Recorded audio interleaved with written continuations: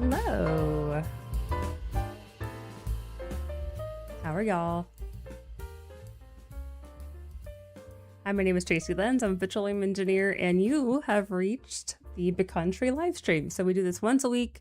We answer questions, take live questions, usually have a topic that we're covering that is kind of like a focus topic, but really anything's on the table. So but frequently we'll have other guests on the show, but also a lot of times you just get me. So today you get me. So welcome. Happy Tuesday. You also have this special guest. Whenever she graces us with her presence, we have the crystal cam down in the corner. So that is probably the most important part of today's live stream. So thank you for joining us today. A mediocre, disappointing body of flowing water propelled by gravity.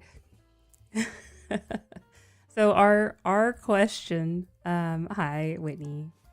Our question on the warm-up was, boy, can I remember what I wrote 5 seconds ago? I wrote something 5 seconds ago. First question of the day is, what was our question of the day? Oh, it was help, Midstream. Thank you. I had a brain fart. The mowers came like right when the live stream started, so I currently have a mower out my window right here. So that's fun. But yes, midstream. So what is midstream in oil and gas? So midstream. Yeah, I guess, Whitney, then your definition makes sense. A mediocre, disappointing body of flowing water propelled by gravity. Midstream. Yes. Now you'll have to read my answer. Yes, that makes a lot more sense, your answer, now that I remember my question that I made 5 seconds ago. So midstream. Anyone else have any guesses what midstream is? I'm guessing a lot of y'all already know it if you're watching this. It is something that, let's see. You probably have a lot of familiarity with midstream without even knowing it. So midstream, anyone have any final guesses? But midstream is the pipeline. Like once it goes from the wellhead, mower outside my window is killing me. It's when you have the wellhead and the plant, like wherever things are processed. So if the wellhead and all the drilling and the operations and the operators are doing the upstream, the plants and the facilities to process it, and like those big tanks, if you've ever been to Houston or places where they're shipping oil and gas, like if that's downstream, then the stuff that connects them together, that's the midstream. So it's the middle of the stream of flow from the wellhead to the final consumer. So downstream also is like the Shell and Chevron gas stations that you might, buy your gas at. Downstream is usually like the selling of the oil and gas, and then midstream is the connecting it from the person who is producing it to the person selling it. So a lot of times you might see like midstream contracts and midstream marketing in a midstream company. Enterprise is an example of a midstream company. DCP, which I believe was there's a lot of buying and selling, and so I'm just familiar with certain ones. But whenever you're looking at like basis valuation or like basis hub spots, like what oil and gas is trading at certain places, that's a midstream component. So in your leases and terms, you might hear that word just so you're familiar with what things are. There's upstream, midstream, downstream. All right. Oh, good news. You can't hear my mowers outside at all. That is wonderful. Thank you for letting me know, Decorator Crab. And good to see you here. I'm glad you're here. Fred, it is wonderful that you are back and must be feeling decently better if you're like looking at this live stream, because this isn't what I would do if I was feeling miserable. So I'm glad that you're here and joining us again today. Hello, Alice. I'm glad you're here also. Always happy to see you on my live streams. And we'll get into it. So today's topic is, I did test this out ahead of time. Minerals in estate returns. So it's what CPAs, attorneys, and executors get wrong about mineral rights. And This is not a lecture. This is like a off-the-cuff working session. Feel free to continue to drop your questions into the chat. I will hit things. If it's on topic, I'll hit it like mid-sentence. Sometimes I can't out myself. If it is off topic, I'll wait till the end of the current topic that I'm talking about. And we'll hit things in a queue and we'll go from there. So yeah, so we'll be covering kind of the top things that I see that when we're working with professionals, when we're working with, CPAs and attorneys and executors, like what things we commonly, like misconceptions, things that we see people get wrong all the time, or things that, ooh, I wish I could have told them before they started this process that wasn't how that actually worked, or just risks that people are taking. Like maybe it doesn't actually end up causing, that probate to not go through, or maybe that tax return does go, does process, but there's a risk that will be outlying just because theoretically things aren't quite lining up with the reality. And that is ultimately what a lot of these are trying to get to the basis of, is like, what is reality? So, I'm glad you're slowly getting better. I always wish it's faster recovery, Fred, but glad it's going the right direction. Oh, hi, Mary. Good to see you too. We got the regs. We got the regulars. Okay. Now, standard disclaimer. This is education, not tax or legal advice. So yes, I am a petroleum engineer. I am not an attorney. I am not your attorney. I'm not a CPA. I'm not a CFA, or I'm not any of those things. This is just me casually observing from the outside. We work with a lot of these professionals on a day-to-day when we're doing appraisals or valuations or portfolio management or guidance, strategy, all those types of things. We work with a lot of those folks, and so this is more of our observations as a mineral valuation specialist company, like what we're most often helping with. So again, legal disclaimer, you get what you pay for. This is a free live stream. So, okay, number one. So just multiply the last year of royalties by 3x or 5x. That is our first common misconception. I have covered this one quite a bit, just because it's a very common thing that isn't. It's useful sometimes. We'll just say it's useful sometimes. A lot of time, there's plenty of estates out there that can take the last year of royalties, multiply it by 3 or 5, and get to something pretty close to the valuation for whatever purpose that they're using it for. And it is perfectly fine and sufficient, and no harm, no foul. Like, move on with life. It's a relatively simple number to calculate, because you have to pay taxes on what you make. So you know how much you made the last year or two. And you could just take that, and most people can multiply times 3 or 5. We have calculators if not. And so it's a pretty simple calculation to do, pretty simple number to maintain. However, and this is where the caveat is, there are several situations where this just isn't the best thing to do. And the important thing is to know when you can and can't do it.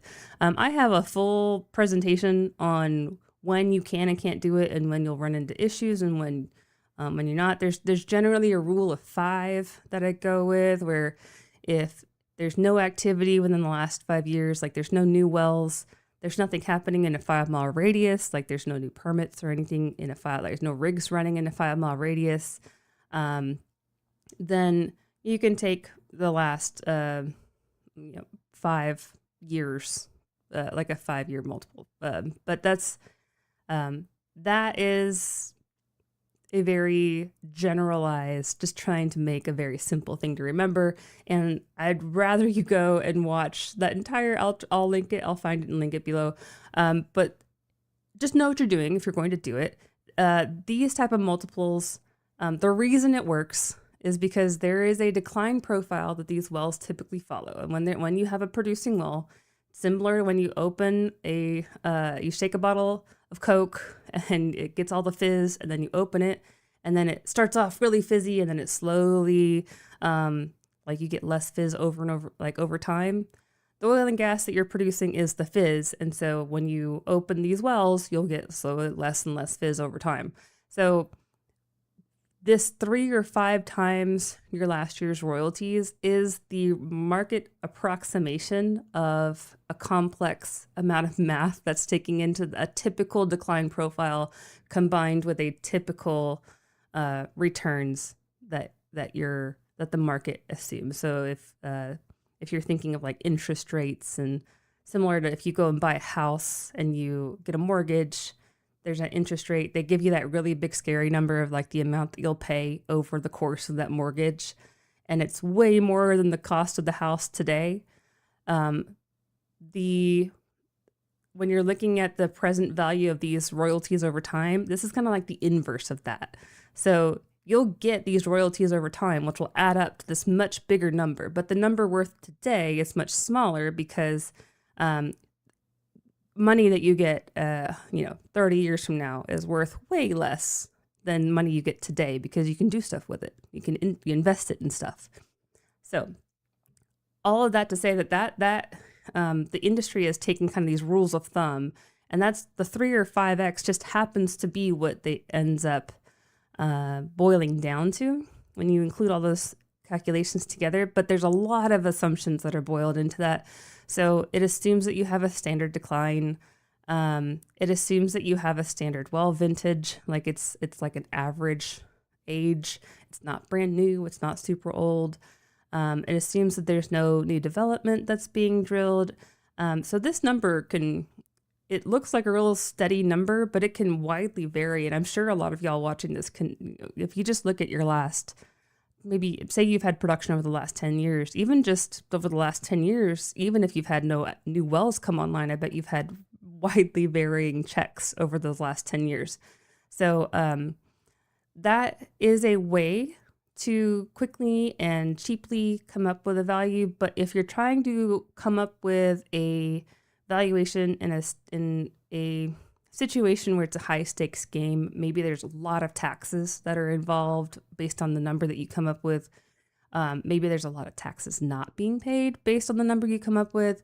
Maybe there's a distribution between family members based on the number that you come up with.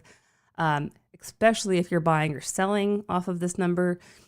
That's where, like, if there's cash that is moving hand to hand based on the number that you are recording, really, really be careful before you use before you use a rule of thumb. I mean, even with the rule of thumb, there is a wide range. Like, do you use 3x? Do you use 5x? Like, there's that whole situation by itself. Again, I know that this is what the industry like largely does, but again, if there's a lot of money moving around and a significant amount of that is based on what this number is, I do highly recommend contacting a professional like our group and our team. Okay. Valuing only what's producing today and ignoring future development. The market largely values what's producing today because it's the most visible. But when you ignore the future development, that ignores things that we know are coming, into reality. So a lot of times we especially see this when people are doing estates and probates and like present day valuations for like establishing what's happening right now. And I think that a lot of times especially if you're trying to minimize taxes, you can just go off of what's producing today. But if you're in an area that is, and again, this is not tax advice. I'm not a tax advisor. This is not all of those things apply. But if you are trying to get as close as possible to a low fair market value, for example, like a minimum fair market value, there are some places of the country where even if you're looking at a low taxable, like you're trying to find if there is a range of value, and everything has a range of value. If you're trying to be on the low end of that, even still, you really should include things that are not yet producing. And that future development, and this is very similar to the last one we just talked about, that future development are the things that are invisible if you're just looking at the royalty checks and the history. And if you're just looking at what's producing today, then those permits that are about to come online, those rigs that are running right next to the property, that can be a massive swing in value. And there are certain counties that the IRS kind of has flagged as hey, this county should have a higher value for this dollar per acre, or maybe, situations that maybe flag things like having a capital loss on a sale, or things that just are a little abnormal. If they really dug into it, they would expect to see additional value. Or maybe if they dug into it, they would expect, hey, you knew about these wells about to come online, but you didn't show any value to them. And then if they asked me, hey, can you state your opinion on if this should have been valued or not? I would have to say, yes, it should have been valued. So that's kind of the situation that you might be in if you ignore it. Again, not saying that doesn't happen. We hear every day from people who have lots of different methodologies of coming up with what the value of something is, but just letting you know there is a standard of how the market is actually valuing things. And when you're, it's based on the amount of cash flow that asset is expected to make in the future, not based on how much cash flow it's making in the past. So because it is the market's paying for what it's making in the future, you have to include that future development somehow. It might be so far out and so risky that it's never going to happen and no one would pay for it. And then you could ignore it from a standpoint of it's so little value that we're not going to include it. But by saying that, you are including it, right? You're making an active decision to not put a value on it. And that's not the same thing as ignoring it. So, yeah, there's bullet points for this too. But we talked about all of this. We talked about it last week, how Kimball, had their upside as part of their premium of what they were putting their value on. So even public mineral companies include the upside and future development as something that has value. So, okay. Another mistake we commonly see is not understanding or not recognizing or accounting for the difference between a net mineral acre versus a net royalty acre, or maybe using a different convention for net royalty acres versus 1/8 normalization. And that's also something we touched on last week. And there's just like carrying over from last week. If you're not aware of all the different terminologies and all the different things that could be in a deed and in a record, we commonly get people who will say, oh, I own this many acres, and they think they're talking about gross acres, but really they think they're talking about how many acres they should be paid on, but really they're talking about how many acres the ranch has, and those are two different numbers. So the things that, if you are using a landman's guide, like if you call up a landman and say, oh yeah, amounts, that county, yeah, I would assign $1,000 an acre to like a net mineral acre in that area. Or maybe you're on like a forum and the forum says, yeah, I got $300 net royalty acre for my sale, or I leased it for this amount per net acre. You need to know how to apply that. And that's where it is a little better than using a rule of thumb. Like you're at least using some proper, some additional information. But if you mix up that terminology, if you're comparing like Kimball's definition of a net royalty acre to a typical buyer's, determination of a net royalty acre, it'll be way off. I mean, if you go back and watch the last episode we had, where I think their example of their calculation made their net acres, I think 10x different. And so just make sure you know the units of everything. It matters when you're looking at this stuff. So assuming a flat production decline, there was a situation maybe a couple years ago now where someone was going to get a loan at a bank, and the bank came to us asking us to do a valuation on these assets because it was a pretty big loan. And they're like, yeah, we just wanted to double check before we give this. We worked with this individual a long time. It's just a private loan, and we've never really done these reserves-based lending situations. And we just wanted to check that this made sense before we loaned him this amount. Like, it's pretty, like, with what he's saying, the numbers make sense, but it is a pretty big loan, so we just want to make sure. And so we got all the information, and unfortunately, it wasn't near enough to support the numbers he needed to make it make sense. What had happened was there was some new production that had come online, and a lot of times when you have a new well that comes online, a couple months will go by while they're still sorting out who gets paid and what they get paid. And so that first check is a couple months of production during the time that the well is making the most it's ever going to make. And so that first check might be, 10, 20 times more than any future checks you might ever get from that well. And what happened is he took that check and he projected it forward like that was what the check's going to be every single month from that point on. And I think at some point someone had told him that these wells produce for up to 10, 20 years. And they do. They do produce for up to 10, 20 years, these modern wells. But if you take that check that you make the very first month and you project that same check out for 10, 20 years, you'll have a wildly different number than if you take what's actually going to happen. Because these wells decline very quickly. These modern fracked horizontal wells especially decline very quickly. And that, I think that at the average, again, pointing back to Kimball's investor report last week, they said, I think 14% annual decline, and that was considered very shallow. And so even just projecting a 14%, like your check is going down pretty significantly when it's even a shallow decline, like a low amount of decline.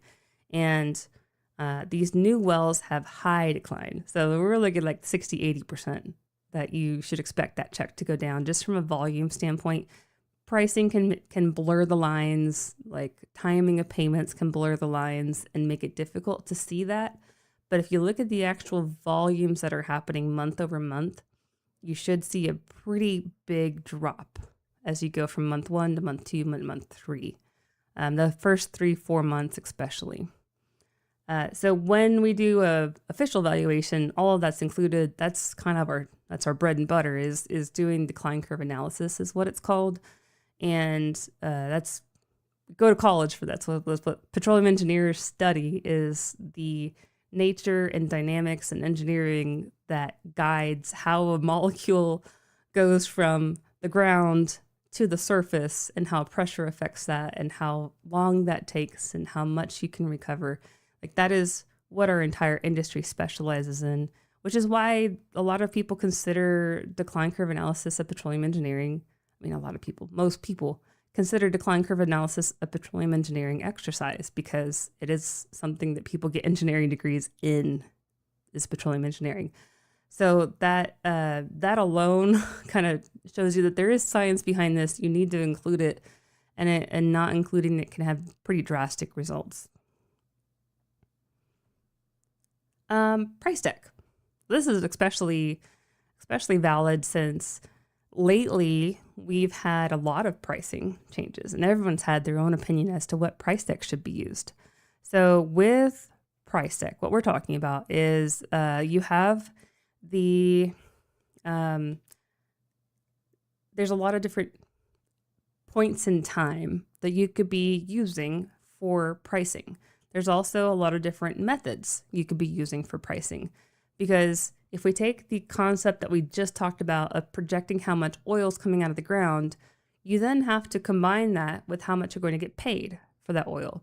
And because it's something that happens over time, prices change over time. And so, okay, are we using a flat price over the next, 30 years?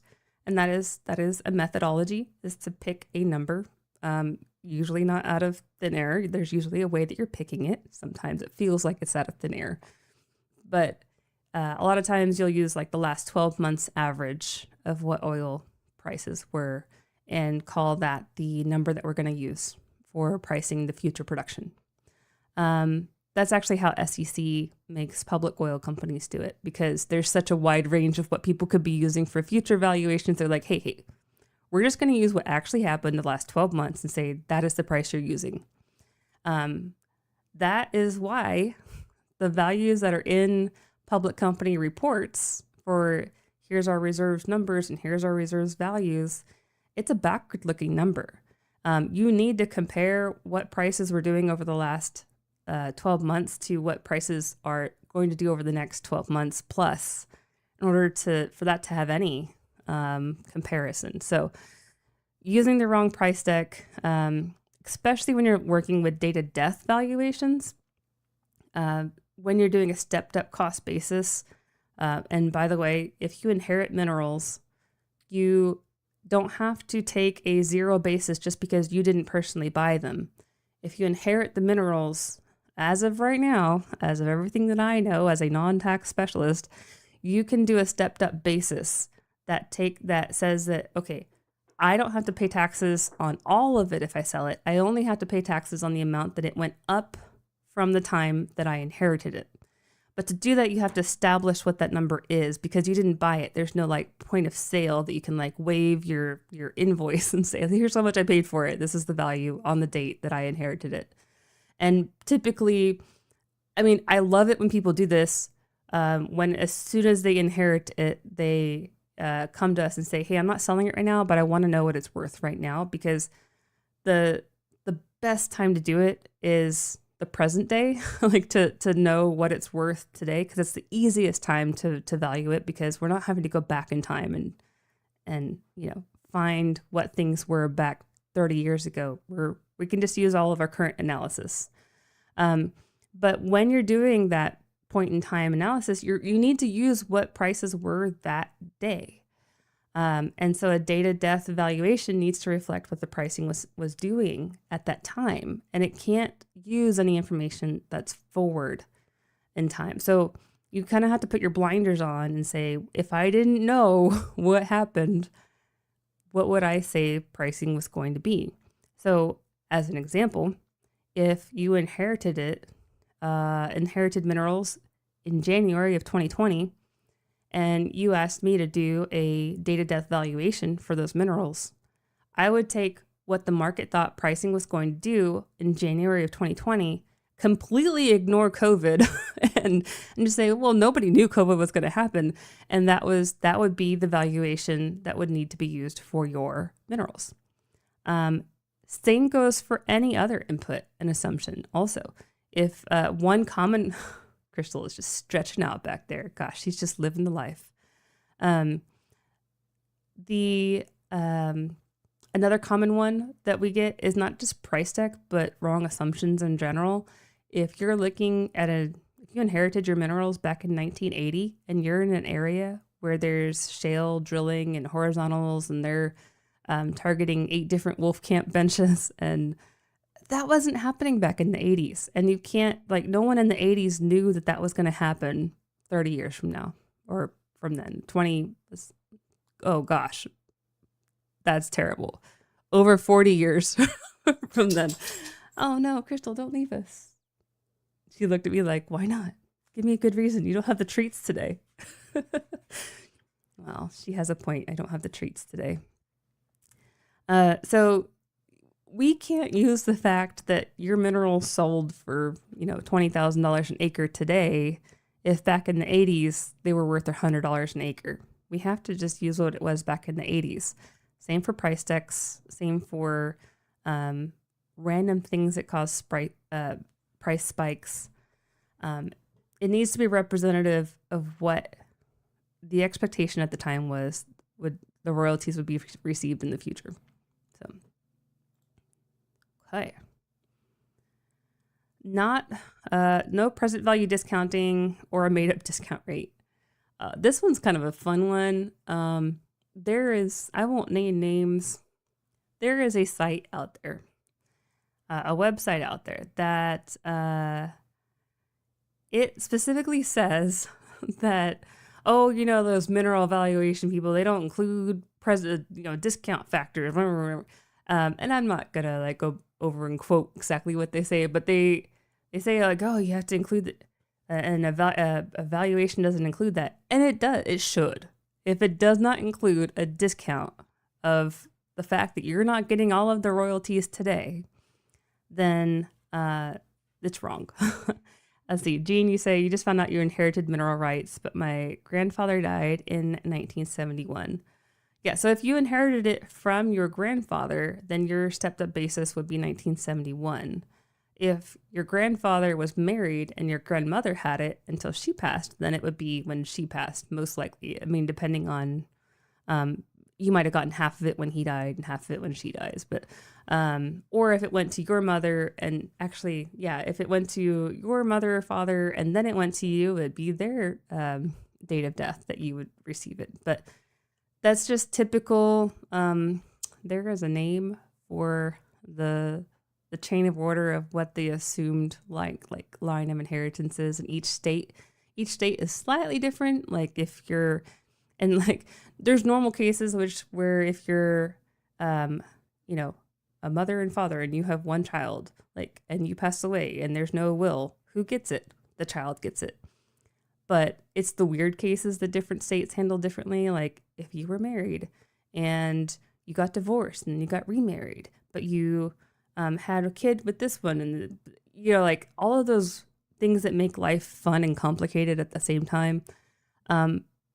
People die without wills all the time, and they always have stuff when they die, and so it's like how to figure out who gets this house, who gets this Corvette, who gets these minerals. Like it's in the same bucket of stuff. So each state is a little bit different, and when like what the default assumption is, if there's no will, that always will apply. So make sure you know what state the property is in, and it's based on which state the property is in, most likely. I'm not going to say always, but most likely. So the property being oil and gas. Oil and gas interests, if you didn't know, are handled like real estate. It's real property, even if it's an override, like an overriding royalty interest, still real property. So just heads up. Another one I see is the made up discount rate. So I get this pushback quite a lot saying, well, the prime rate went up or down or whatever, insert blank. And well, hello, Crystal. And so I think it should be valued based on this instead of whatever discount rate that we're using. And it's not based on, these aren't things that are traded on Wall Street. Like this is not we're not dealing with hard cash or gold or currency or something that is a, you can hold it in your hand, just a matter of like, okay, when am I going to give this payment to you? Like there's uncertainty in the volumes. There's uncertainty in a lot of stuff. So these discount rates include uncertainty in a lot of them. So the more sure things are, the higher the discount, or the lower the discount rate. So if you have a producing well, you might be able to use an 8% discount rate or a 10% discount rate. But if it newly came online, then you might need to apply something like a 14% or 15%. Or if it's not even online yet, you might apply a 16, 20, 25%. It's a risk adjusted discount rate is what the market calls it. And so that it's not a made up term. It's what the market pays for that uncertainty plus that timing. Okay. Black Skin White Heart, you say this makes sense when you sell an asset. Sorry, my mouse is, there we go. Okay. Makes sense since when you sell an asset, the capital gains is the date of purchase acquisition, minus the sell date price. I assume you don't typically depreciate minerals. So actually you do. So there's the depreciation, it's depletion, in this case, it's the depletion amount. It comes from the production of the minerals. So if you have a non-producing asset, there's no depletion, and there's no depreciation because it's not sitting there rusting or being used. And the DD&A comes from the depletion. The A part of that is outside my wheelhouse. That's where I would always go to my tax guy at the last company I worked for and be like, can you, here's the numbers, you do your DD&A thing. Was it depletion, depreciation, and amortization? I don't do amortization schedules. But the depletion part, now that part, the standard depletion, there's two methods for filing depletion of an oil and gas asset. One is a standard percentage depletion, and I think it's 15%. There's some caveats to it, and every year it comes up as a hot topic that the government tries to tax more on and change it. But right now, I'm pretty sure it's a standard 15% depletion. So you take the amount that you made in royalties that year and assume that 15% of that is how much the asset depleted in value. So if your asset had a certain amount of value back 10 years ago, and it produced a whole, for lack of a better term, crap ton of production since then, and it depleted a whole bunch, then that is less that you'll be able to account for the basis today. And that's this is a hard thing to just talk to, but I'm hoping that this makes sense to the people who need to know, who understand these words that I'm saying. So that needs to be accounted for. And so that also makes it harder to go back in time when you're looking for trying to save how much you're paying. This is all based on how much you're paying in capital gains if you make a sale. So probably the number one reason we do formal appraisals is people trying to figure out how much they owe in capital gains tax when they sell an oil and gas asset. Because it is a very gray topic and people are always trying to minimize taxes all the time, right? That's kind of the goal in life, is to pay less taxes, make more money, pay less taxes, not the goal in life. That's when you're talking about financially, I guess.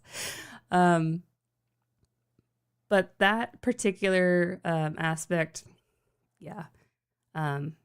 The other methodology is much more involved and usually is something that's reserved for oil and gas companies. You can do a scheduled reserves-based depletion, but typically you need a reserves report, which forecasts the volumes into time, and then you use the forecasted depletion, to put it simply. But yeah. Do anything on this one hit? Yeah, this is just $1 tomorrow is not the same as $1 today. I can buy something today. I can't buy it if I'm getting the money tomorrow. And I think anyone that is cutting it close on making a bill payment understands that $1 today is worth a lot more than $1 tomorrow. So that's all the market is doing when it's doing a discount rate. Okay, this one's very common. So a lot of times, if it's non-producing or unleased minerals, we'll hear that it has a book value of $0. A lot of financial analysts and people, maybe not financial analysts, but trust companies and big banks that are managing portfolios, it's very difficult to put a value on a non-producing mineral because, as we talked about before, a lot of times the methodology they're using is taking last year's revenue and multiplying it times a number and calling that the value. So usually a lot of these places will just say, oh, the value is 0. And that gets carried forward in a lot of different ways that it shouldn't be. So let's see, you're saying, question is, do you generally comment on the usability of the minerals to determine value? Like if I had 5 million of gold, but was never able to access it. So yes, there's a lot of different situations that can affect the value. There's a lot of different, for oil and gas in particular, there's that needs to be included in the valuation. Access to the property. Now the mineral estate does have like priority over the surface estate. So, but if that has been waived, like say that the surface estate paid the mineral owner to put a solar, or like there was a solar lease that the mineral owner agreed to, and that solar field takes up the entire all the good places that you would normally put a well, and now the only place you can put a well is a mile away, and it's difficult to get to the minerals. Assuming that that was agreed to by the mineral owner, otherwise the mineral owner could force the solar field to make room for development. Assuming that was agreed to, then okay, well, that's not an access. You can't access that for the same cost, so it's not worth as much. So that value would go down. If you're in an area of the country where it's difficult to get the oil and gas to a market, Permian Basin gas is a very tangible example right now, because Permian Basin, like West Texas, natural gas is very difficult to get out of the Permian Basin because of pipeline constrictions. Recently, there were new pipeline. There's another pipeline that was open that relieved some of that. So y'all should be starting to see more positive pricing coming, or should I say less negative pricing coming towards you if you have a natural gas asset in the Permian Basin. But Appalachia, like the Pennsylvania, West Virginia area natural gas has a very similar issue where there's just a lot of gas and there's only so many places you can put it, and there's only so many people who need it in the summer, especially.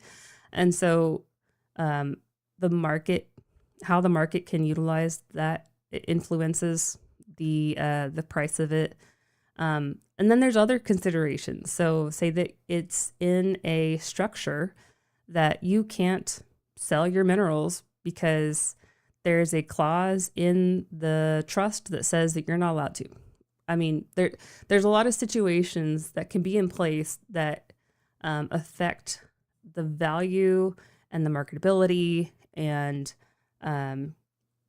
if you have a very complex, poor title, like you don't have any of the documents supporting the minerals that you have, it's really complex. No landman or buyer ever wants to even come close to touching it. That's going to have less value than you have a really, really clean, position that you can, easily say, this is exactly what I own. And it's very easy to market. So even just from that respect, like things are different. Yeah, so that's why oil and gas, it is a little different than having like straight up commodities, because the valuation does assume that you're able to reach it and produce it, and there's an operator that can and knows how to produce it, and all those things. Like that should be included at all times. But yeah, so a non-producing mineral, the value most likely is not zero. 1 second. The value is most likely not zero. That is, shameless plug. I guess our sponsor of today is our company. So I am the CEO of Pecan Tree. We do valuations both from a individual portfolio standpoint and from a broad nationwide perspective. So we have the value of every acre across the U.S., and our specialty is distributing that in bite size or like large scale pieces to either the consumer or to a business. We have a software platform, pecanestimate.com.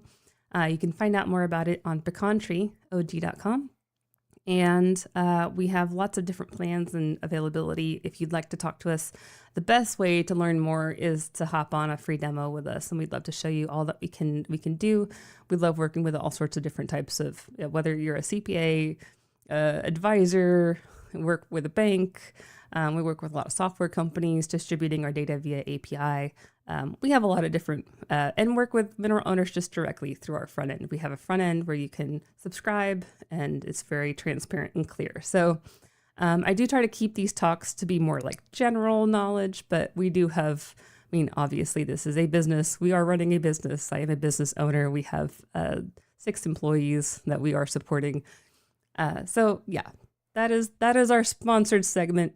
that all of this we can help with, especially this particular aspect of, I guess I'm this way here, this particular aspect of non-producing unleased minerals. If you have a problem with it being at zero, then that is something that we can definitely help with easily. Like that is, we would love to help you with this because it's the easiest thing that we can help people with is going from zero value to something closer to the correct value at a very like smooth process.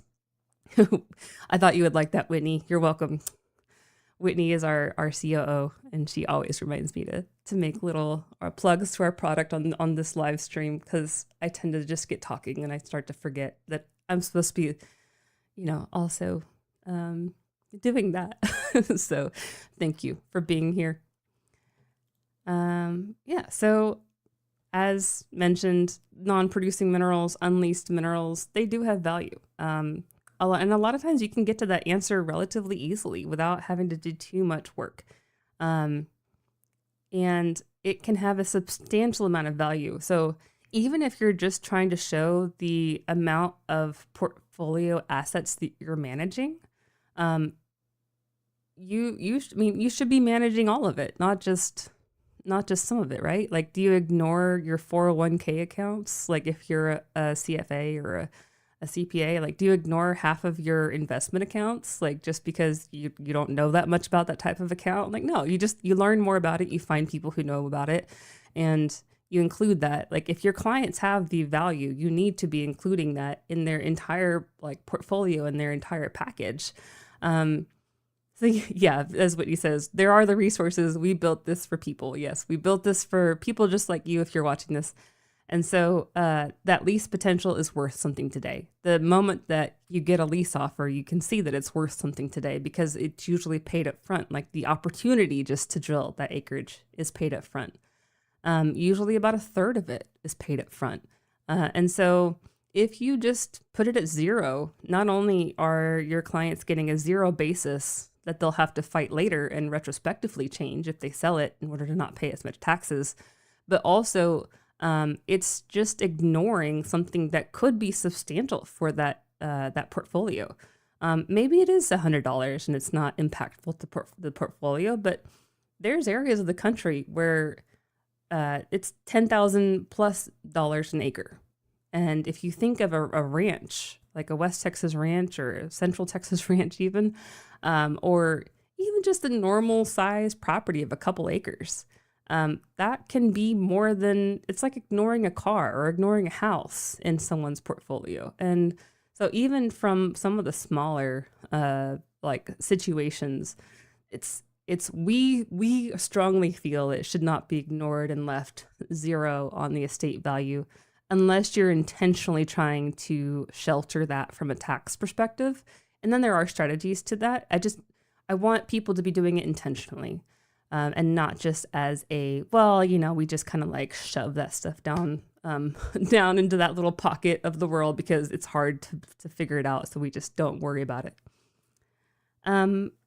You say, how common is untapped minerals? Should John Joe be teching his mineral rights, or is this a geo thing? So untapped minerals these days is much more common than back, I would say 30 years ago. I mean, just from a value perspective. There's not like new minerals underground or anything. And I also wouldn't expect any, common mineral owner to be doing exploration science on their assets to show the market that their minerals are worth something. It's just not typically how it works. However, that's because the industry already knows where a lot of those places are. In the United States, this is all very United States centric because that's where mineral owners typically are, because we're a very unique country in that the actual private property owners own the mineral estate as opposed to the country, like the government owning those rights. But since about 2007-ish, the new shale plays and fracking and that nature has led to the more widespread untapped mineral resources to be under more people's feet. We'll just, so before that, excuse me.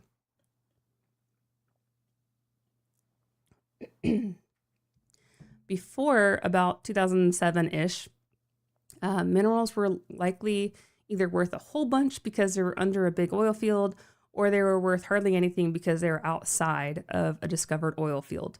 And it was a very like black and white, on off type of value.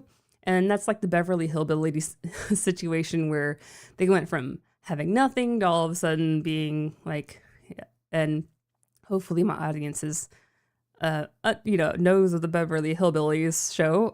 But they went from owning nothing to owning a whole bunch of stuff because they discovered oil under their property. That is not so much the case these days because the stuff that's being developed is very widespread. It's very over thousands and thousands of acres. These are oil plays that they don't move around. They don't migrate underground as much as the types of oil plays that we used to be targeting. If you want to think of it, the types of oil plays we used to be targeting were more what's a good analogy? It would be more like, it's not like a cavern underground, but it operates more where it moves around like water does in an aquifer underground. So if you ever driven through an area and it says this is the Edwards Aquifer Recharge Zone or something, where rain here will go to where there's drinking water over here.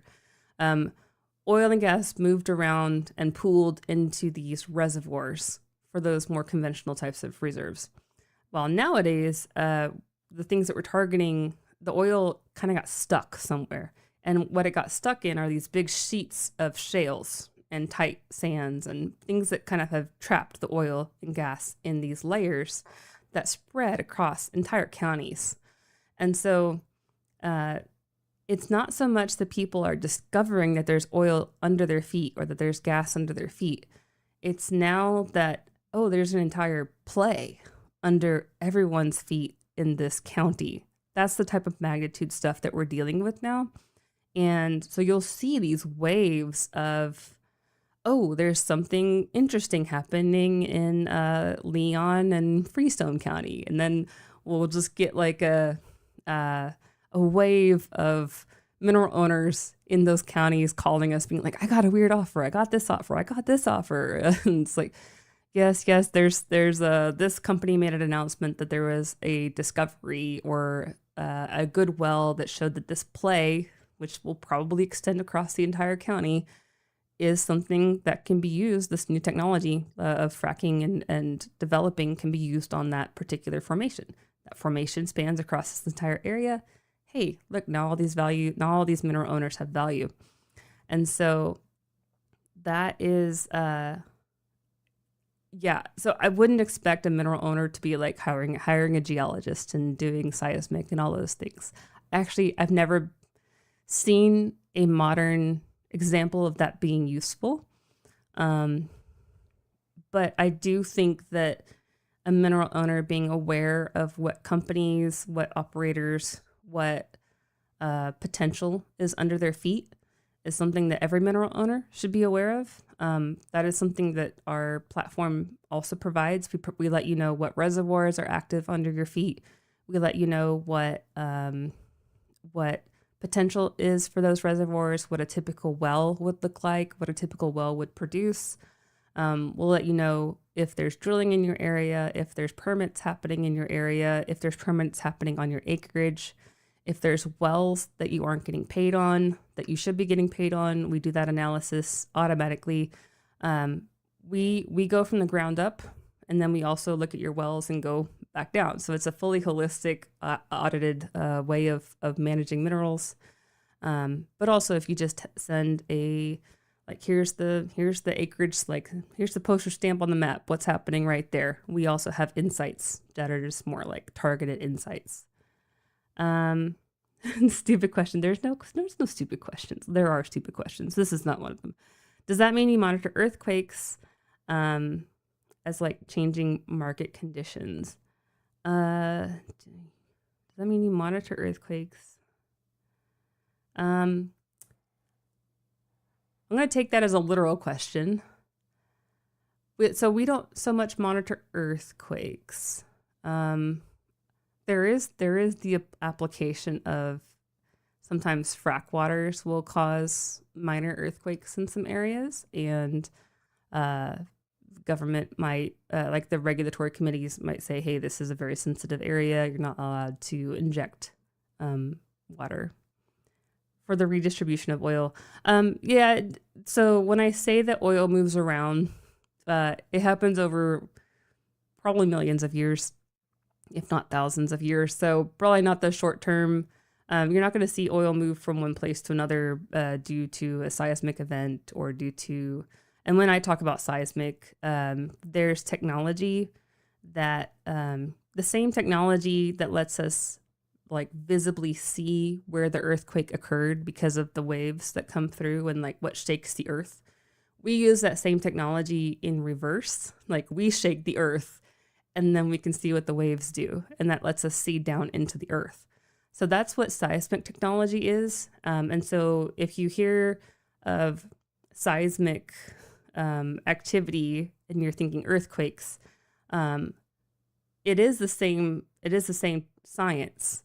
But it's in reverse is how the oil and gas industry uses it. Like we literally go out there with like a big truck that thumps the earth, or like explosives that causes like a shaking of the earth, so that we can watch what those waves do as it goes down into the earth and comes back. Because that lets us know like what layers are down below our feet.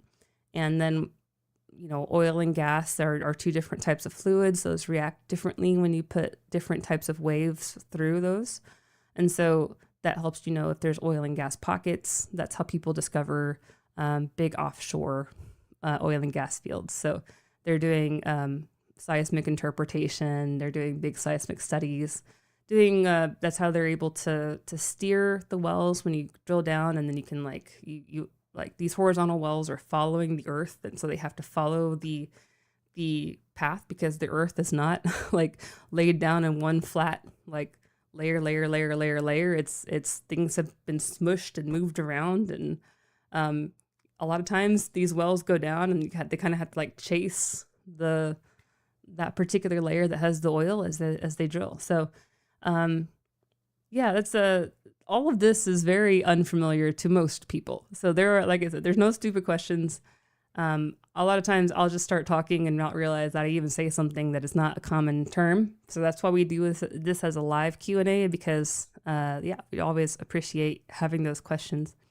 I think I am going to stop there. I grabbed a bunch of questions or common misconceptions because I always have so many of them. Let me see if there's any other. I just want to do a rapid fire. Okay. Taking a buyer's offer, a broker's number as fair market. Don't do it. Use it as guidance, as is there something going on? But even if you look at the IRS standards, they will specifically say that is not a fair market value, is what someone's willing to offer you for it. What it actually transacts at, that's different, but an offer itself can be sometimes a tenth of the value of what it should transact at, or what it will eventually transact at. So never take an off-the-cuff offer, especially if it's unsolicited, as a value.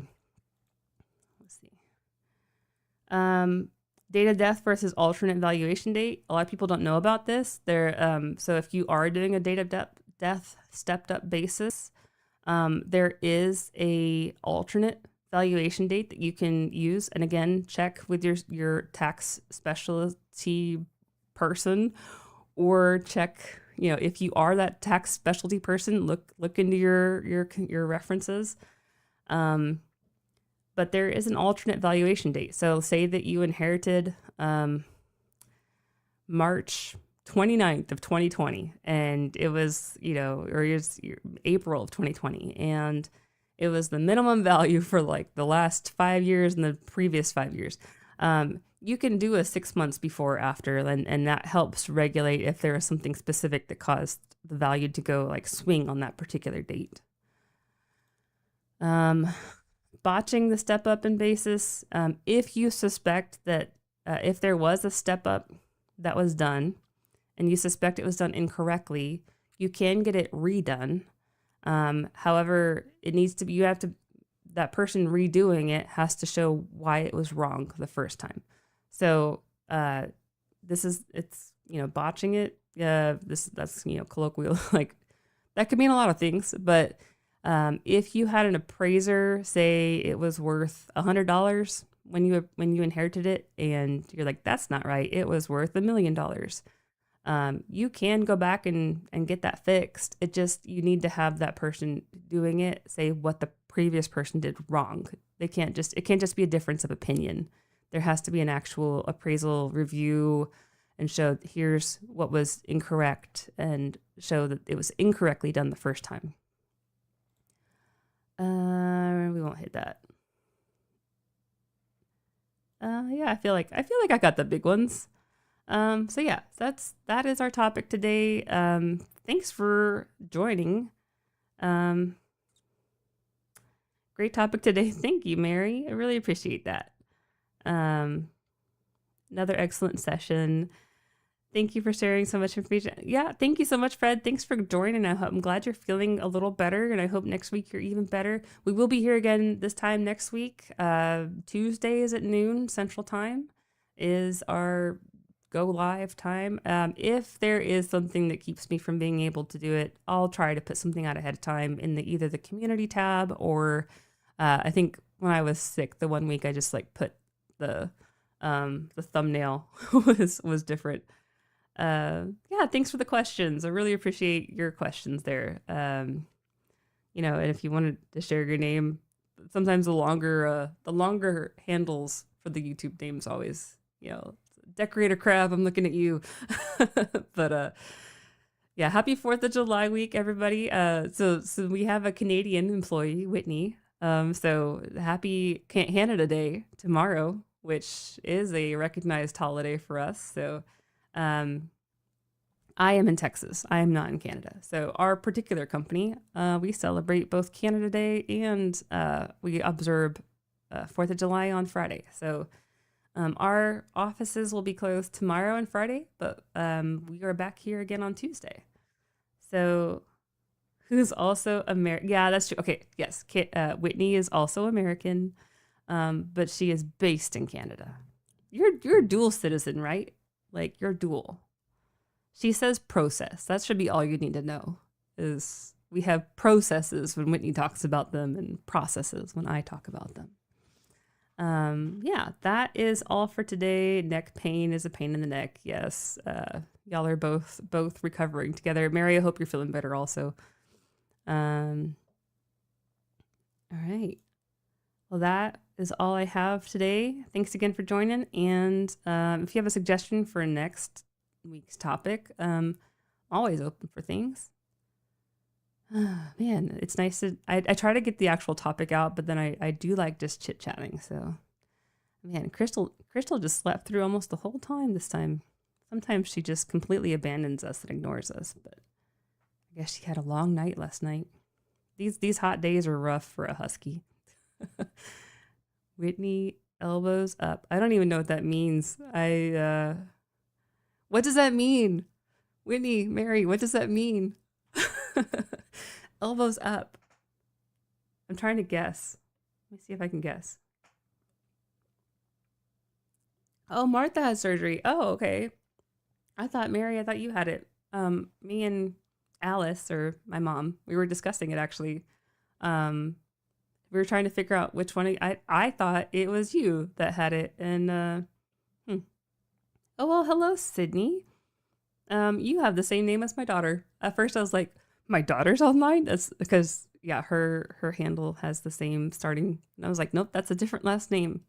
Well, thank you so much for subscribing. Great to have you here. It's a good name. My daughter sure likes it. Okay, but what does elbows up mean? No one's going to tell me. I'm going to have to bug Whitney on what elbows up means. All right. Well, I think that's all for today. So thank you again for joining, and we'll see you next week.